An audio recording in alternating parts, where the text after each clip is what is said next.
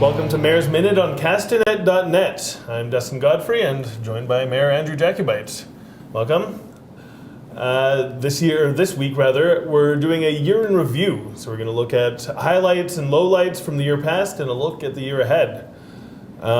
So I guess we'll start off by looking at what do you think are some of the major accomplishments of council this year? Well, I think we've had mandates on economic development, affordability, and tourism development. So if you look at economic development, we're at records, $195 million in construction value.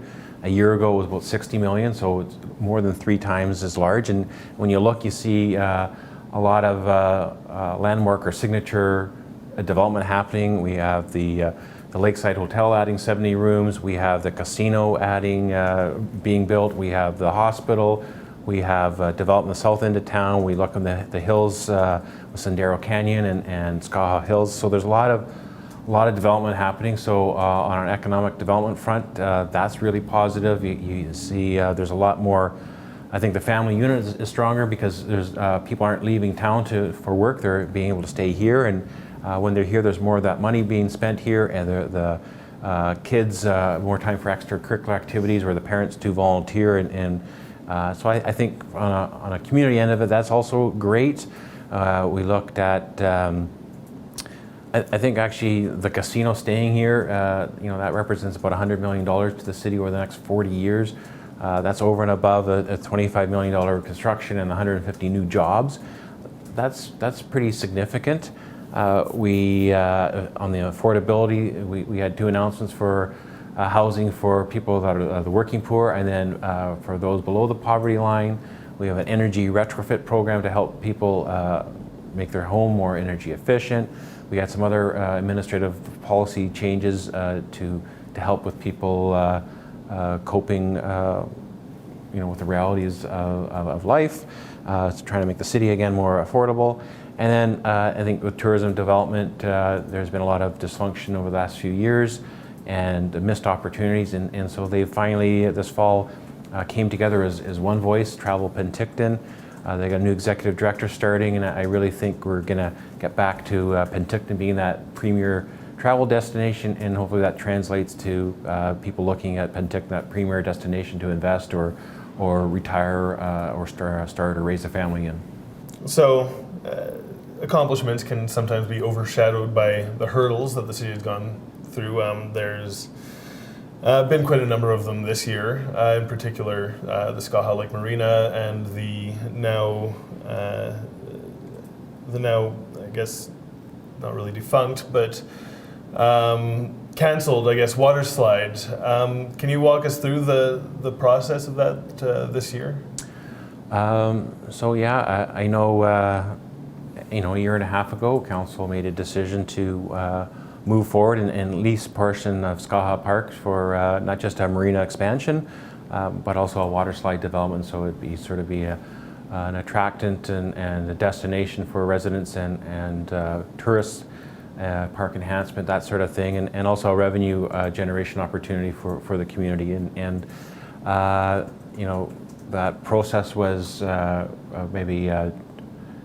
wasn't allowed to really have the community a lot of engagement, and so it became a very contentious and divisive issue.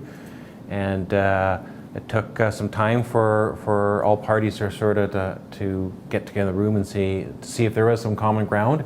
And really a lot of that didn't take place until a couple months ago in fall, and to the point where the developer took the water slides off the table.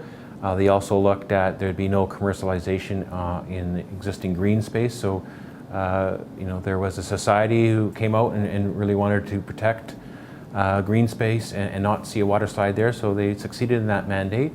And, it took a year and a half. So there was a fair bit of animosity in the community. It was a divisive issue, and it overshadowed a lot of the positive things that were happening, be it the downtown getting revitalized, 200 block and 100 block. It's a big improvement, but that was focused. The focus was always in the south end of town with Skaha Park, and that overshadowed a lot of things. Sure. So looking ahead to next year, it seems, at least from my perception, that there are two kind of major themes looking ahead.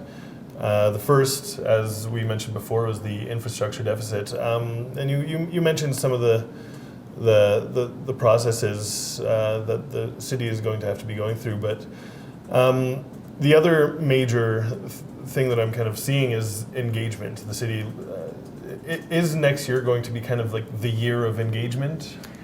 I think so. It has to be, not just for our infrastructure deficit or our budget. I think next year we just created an arena task force, and we're trying to get some recommendations out done by June, and so there'll be a fair bit of opportunity for people to participating in what should we do with Memorial Arena, and as we start vetting out the pros and cons of rebuilding or remodeling. I'm sure people have opinions and want to be part of that process because it is a landmark building, has got a lot of heritage and history and passion and fond memories for a lot of people. There are probably going to be some other facilities that people have similar ideas on wanting to participate. So those are sort of some flagship items that people will want to participate in that decision-making process.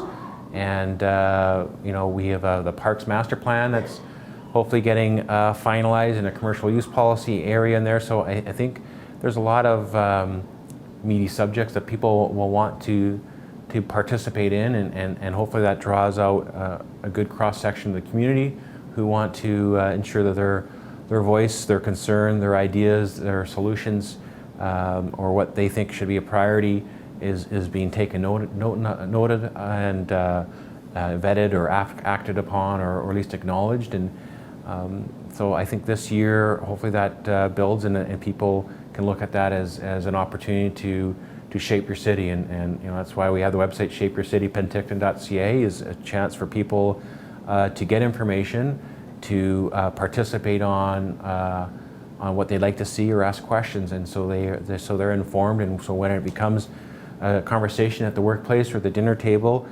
everyone has an opinion on what the city should or shouldn't be doing. Hopefully that translates into people actually putting their ideas and comments forward. Thank you very much. That's been the Mayor's Minute Year in Review. You can send your questions for next week's Mayor's Minute to letters@castanet.net. For Castanet News, I'm Dustin Godfrey, and again, I'm joined by Mayor Andrew Jacobite. Thank you. Thank you. Happy New Year. Happy New Year.